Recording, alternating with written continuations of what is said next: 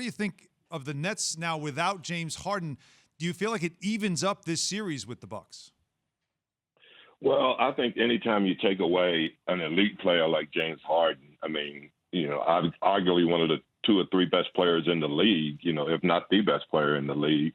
So when you take that away, I think it does take something away from that team. But they've got so much depth that, you think of what Kyrie can do, what Kevin Durant can do. And then when a guy like Blake Griffin step up the way he did, I still think they're going to be a team that's going to be hard to beat 4 times before they can beat you 4 times. Hey, Jay Williams here. How you doing, brother? Hey, Jay. How you doing? I'm doing good, man. Hey, I wanted to ask you, obviously you spent some time with AD down in New Orleans. Do you think all the criticism that he got about not being able to play or people calling him soft or in street clothes, do you think any of that was fair?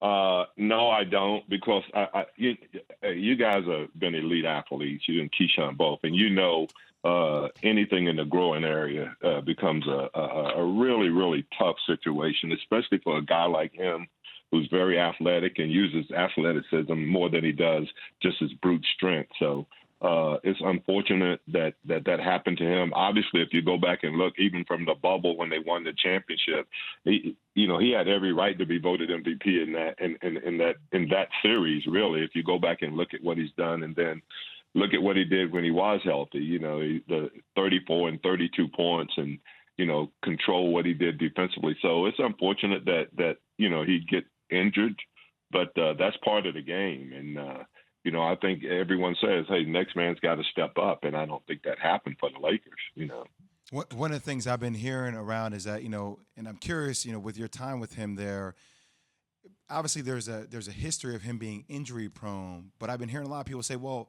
can he take his body to the next level, Alvin? Like, his off-season workouts, like, are they as strict as they should be? Is he staying as lean, or is he coming back with muscle mass? Could that be the difference between him not being injured as much as he has been in the years before? Well, if you go back and look at my time with him in New Orleans, every summer he came back, in the fall for training camp.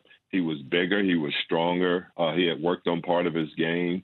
So I'm not sure if that's an accurate statement from the standpoint of how he is training. But there is something there, definitely, because he's the guy to take care of his body. He's not a partier. He's a guy that wants to be the best player.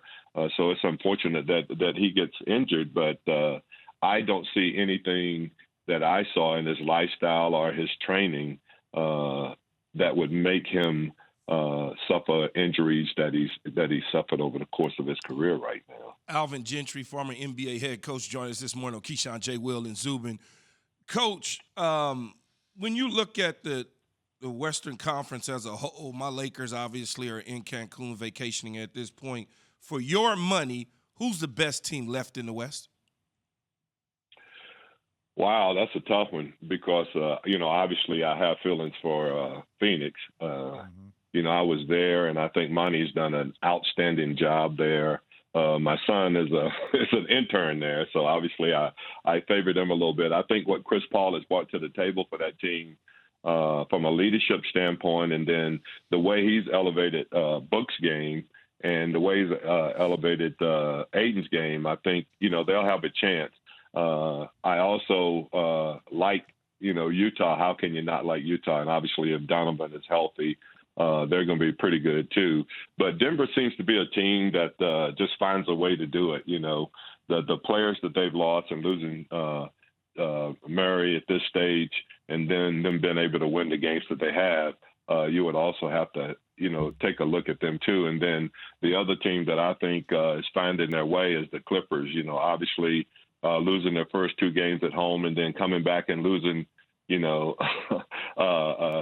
another game, a huge game at home, and being down 3-2 and being able to win the next 2 games, they could be a team that's really going to be a force to be reckoned with. And they've got 2 of the best defenders on the perimeter.